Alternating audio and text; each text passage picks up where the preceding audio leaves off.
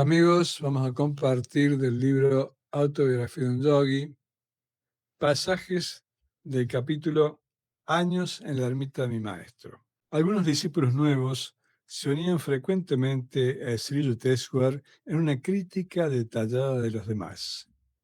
Creíanse sabios como el gurú, modelos de discernimiento sin tacha.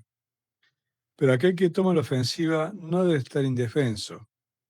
Los mismos censores huían precipitadamente tan pronto como el maestro disparaba públicamente en su dirección algún comentario incisivo procedente de su análisis crítico.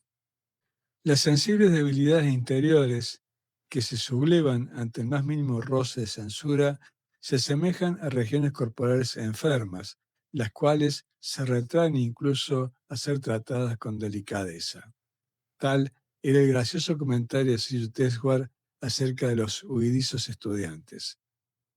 Muchos discípulos poseen una imagen preconcebida de un gurú a través de la cual juzgan las palabras y acciones de él. Semejantes personas se quejaban con frecuencia de no entender a Sri Yukteswar. Tampoco ustedes comprenden a Dios, repliqué en cierta ocasión.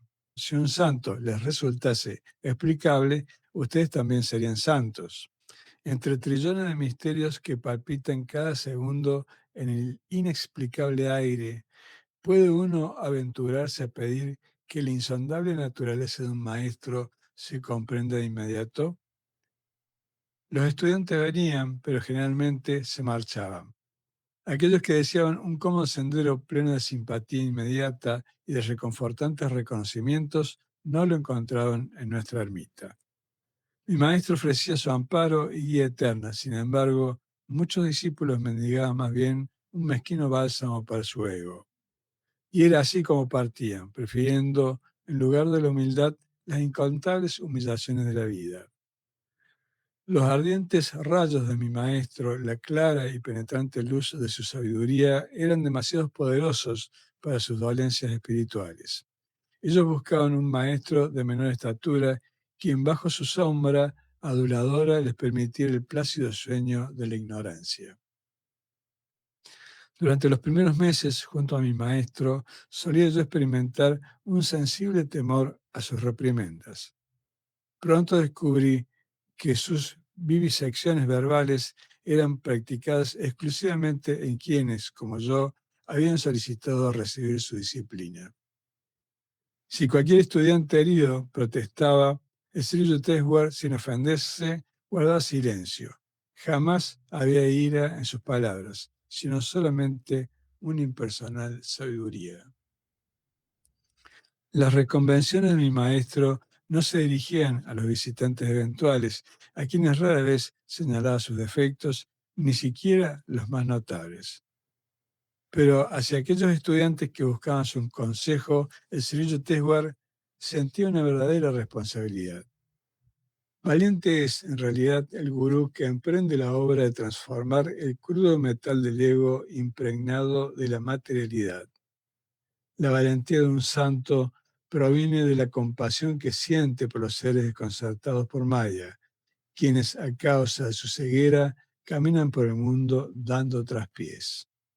Cuando hube abandonado todo resentimiento interno, encontré una considerable disminución de mis castigos. De una manera muy sutil, el rigor del maestro se transformó en una relativa clemencia.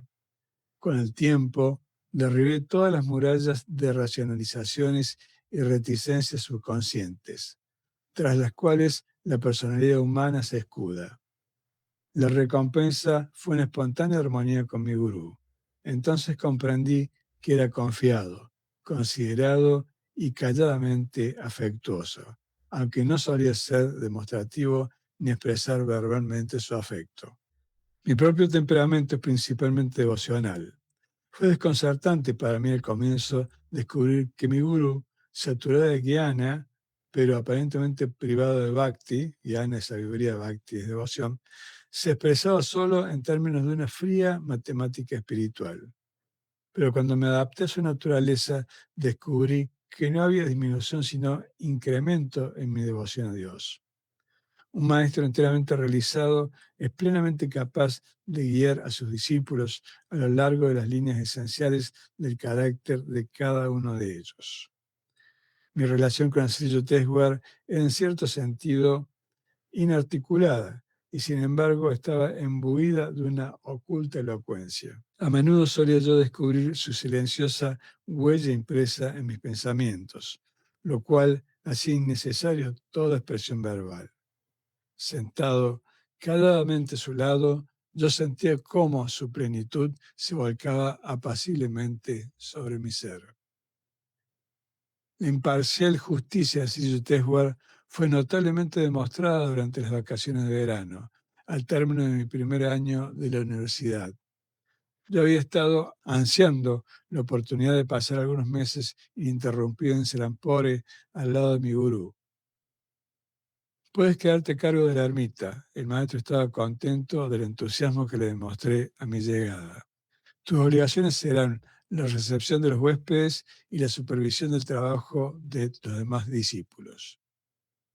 Kumar, un joven campesino del este de Bengala, fue aceptado 2 semanas después para su entrenamiento en la ermita. Notablemente inteligente, se ganó de manera rápida el afecto de Sri Yukteswar, quien por alguna razón insondable era muy considerado con el nuevo residente.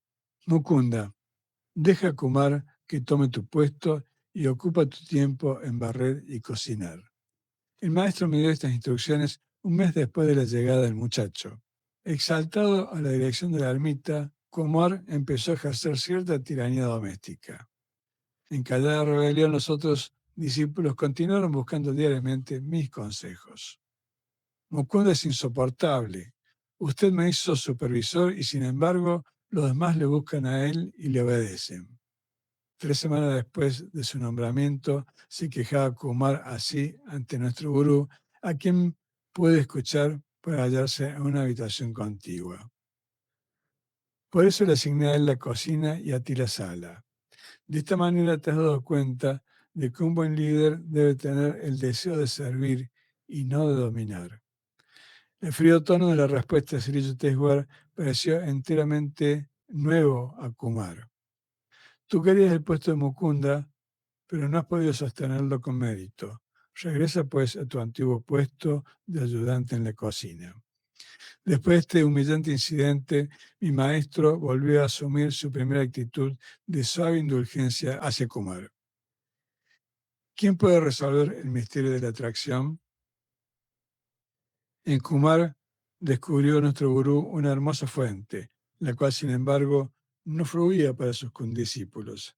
Aun cuando el nuevo aspirante era ostensiblemente el favorito de Sri Yukteswar, yo no me sentí nunca lastimado.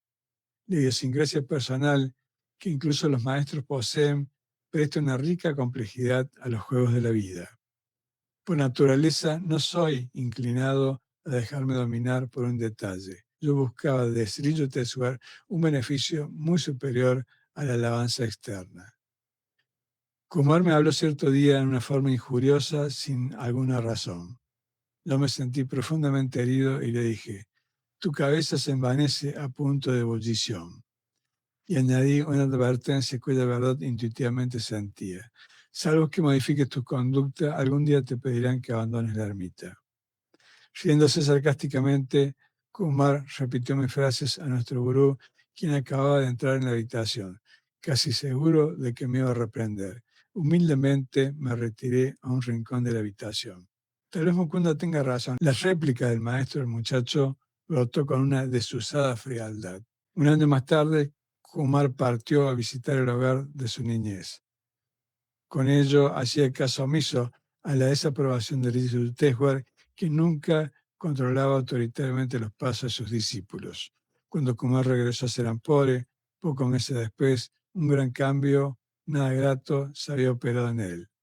El imponente Kumar de sereno rostro resplandeciente se había evaporado. Solamente un vulgar campesino se hallaba ante nosotros, un sujeto que durante su ausencia había adquirido múltiples vicios.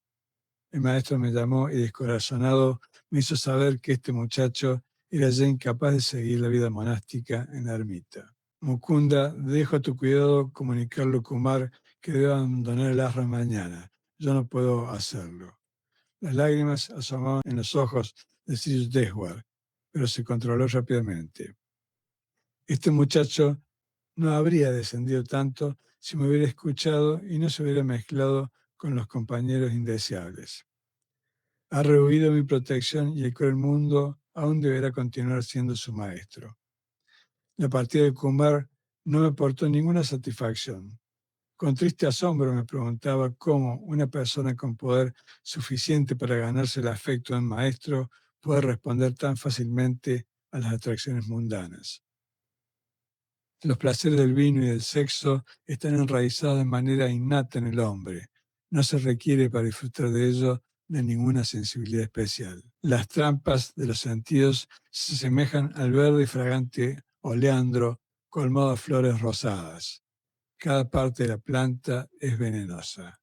El supremo bálsamo yace en el reino interior, el cual está colmado de la felicidad que tan ciegamente busca el hombre en miles de direcciones exteriores. La aguda inteligencia es una espada de doble filo, dijo mi maestro, en cierta ocasión refiriéndose a la brillante mentalidad de Kumar. Puede usarse constructiva o destructivamente como un cuchillo para cortar el lazo de la ignorancia o para degollarse a uno mismo. La inteligencia puede guiarse directamente solo cuando la mente ha reconocido la imposibilidad de escapar a la ley espiritual.